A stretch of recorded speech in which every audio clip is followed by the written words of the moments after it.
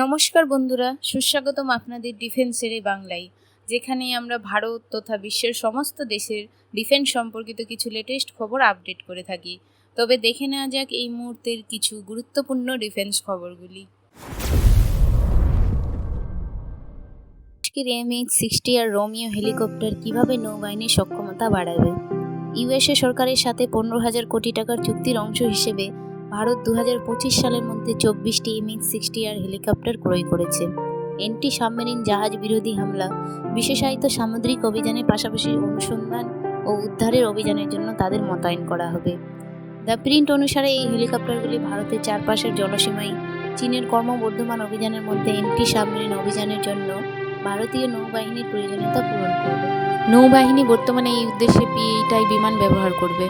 Financial express অনুসারে এই Romeo বিমানগুলি জলের মধ্যে লুকিয়ে থাকা অজানা সাবমেরিন এবং জাহাজগুলি শনাক্ত করতে পারে এবং সাবমেরিন শনাক্তকরণ সোনোভিয়স চালু রাখার ক্ষমতা রাখে।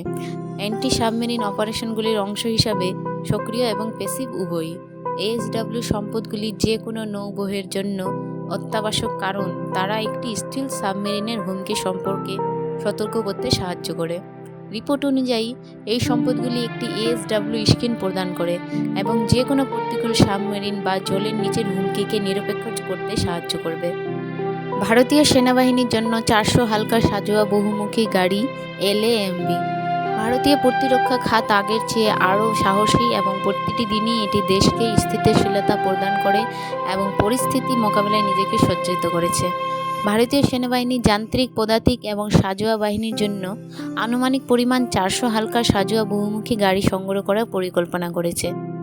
প্রতিরক্ষা মন্ত্রক দ্বারা উৎপন্ন তথ্যের অনুরোধে বলা হয়েছে যে LAMV রিকনেসান্স দ্বারা নিযুক্ত করা হবে। পূর্ব লাদাখ এবং উত্তর সিকিম সহ উত্তর সীমান্তে ঘটতে থাকা তুষার আবদ্ধ এলাকা সহ পাহাড়ি ভূখণ্ডে নিযুক্ত করা হবে। অন্যদিকে defence research and development organisation ভবিষ্যৎ মনুষ্যবিহীন বিমানের সফল পথচলা চালিয়েছে। এই বড় কৃতিত্বের জন্য DRDOকে অভিনন্দন জানিয়ে প্রতিরক্ষা মন্ত্রী রাজনাথ সিং টুইট করেছেন, DRDO ইন্ডিয়াকে অভিনন্দন। চিত্রাদুর্গা ATR থেকে স্বায়ত্তশাসিত ফ্লাইং উইং টেকনোলজি ডেমনস্ট্রেটরের সফল প্রথম ফ্লাইটের জন্য। এটি স্বায়ত্তশাসিত বিমানের দিকে একটি বড় অর্জন, যা আত্মনির্ভর ভারতের জন্য পথ প্রশস্ত করবে, যা সমালোচনামূলক সামরিক ব্যবস্থার পরিপ্রেক্ষিতে আত্মনির্ভর ভারতের পথ প্রশস্ত করবে।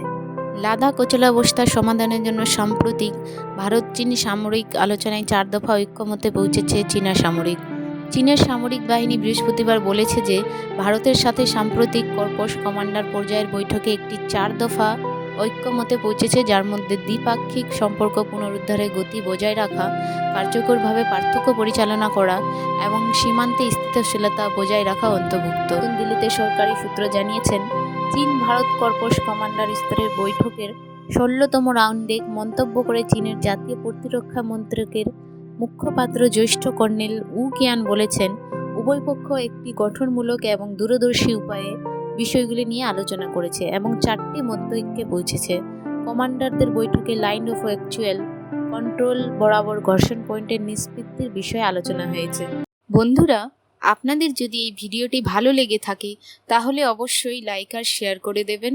আর হ্যাঁ, আরও নতুন ডিফেন্স সম্পর্কিত ভিডিও বাংলায় পেতে চাইলে অবশ্যই আমাদের ইউটিউব চ্যানেলটিকে সাবস্ক্রাইব করে পাশে থাকুন আর বেল আইকনটিকে অবশ্যই প্রেস করে দিন। এই ভিডিও সম্পর্কিত আপনার কোনো মতামত থাকলে অবশ্যই কমেন্ট বক্সে কমেন্ট করে জানাতে পারেন। ধন্যবাদ।